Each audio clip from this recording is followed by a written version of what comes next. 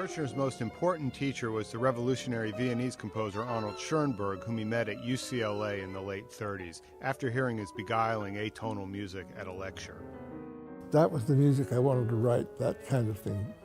It was very different from anything I'd ever heard, and it was immensely attractive to me and to the others who went to study with Schoenberg, who turned out to be one of the very greatest teachers. Like my first quartet somehow became a star quartet. One night I had a telephone call, and this person said in a Russian accent, "This is Igor Stravinsky. I would like very much to meet you and to hear your quartet." I said, "This is Fyodor Dostoevsky, and I accept you." I couldn't believe that anything like that would happen. He was very, very obviously interested in keeping up with the youth of the time. Kichner has charted his own path through the modernist forest, ignoring fashion and writing music of brawny expression, vivacious energy, theatrical gestures, and dark passions. Melodically, rhythmically, harmonically, what is important to you? Whatever comes out. What's the difference for you between a piece that works and a piece that doesn't? The shaping forces, what Schoenberg called the Gestalt. Because when I played my piece, the piano sonata, he said that I had a feeling for Gestalt, a very excellent feeling for Gestalt. And we didn't know exactly what he meant by Gestalt. We'd taken Gestalt psychology, but what he meant was form-making ability, as you are creating form. That, to him, was immensely important, to create a form that had never been created before, that the form was, and the content were indivisible. Kirchner's addiction to beauty was seen as old-fashioned in the 60s and 70s, at odds with the dissident and heavily systematized music then in vogue. When audience-friendly styles came back into fashion in the 80s and 90s, Kirchner's music suddenly sounded too modern and complex. Today, classical music embraces a wide range of styles, and Kichner is attracting more attention than at any time since the 1950s.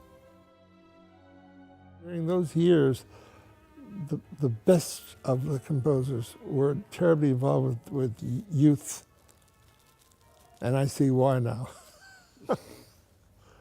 It's nice to see young people. It keeps you alive.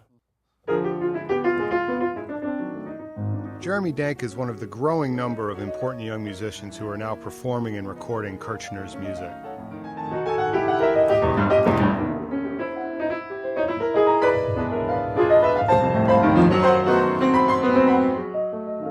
A passage like that, written always in different meters, 5, 3, 4, and each measure has a different emphasis, like... A measure like that is classically on because the right hand sets up in 3 and the left hand's of course in 2, right? And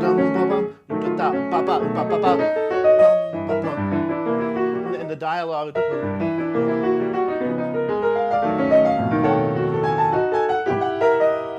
it sort of lands, and then the left hand does something totally different.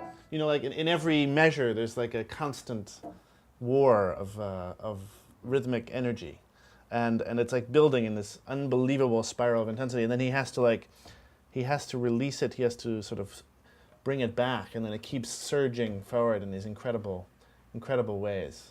Yeah, Leon is incredibly passionate and involved, and he's dealing with some secret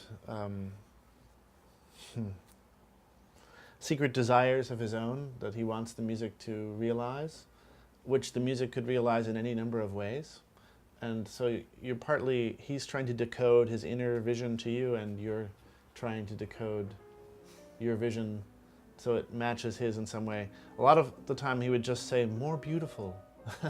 It's like Goethe said, "Who has art and has science, religion too has he. Who has not art, has not science, let him religious be." It's a wonderful statement.